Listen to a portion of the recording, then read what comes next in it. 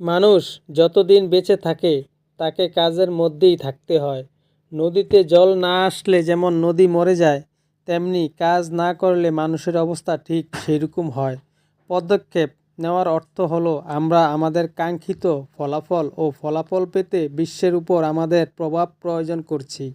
এটা আমাদের সত্তার সৃজনশীল অভিব্যক্তি। পদক্ষেপ না নিয়ে আমরা জিনিসগুলোকে সুযোগের হাতে ছেড়ে দিচ্ছি, আমাদের মনের বিচরণ করতে দিচ্ছি। আমাদের কঠোর পরিশ্রম করা উচিত। কর্ম নিয়ে উক্তি কিংবা কাজ নিয়ে উক্তি পড়লে মনের ভিতর নতুন উদ্যম সৃষ্টি হয়।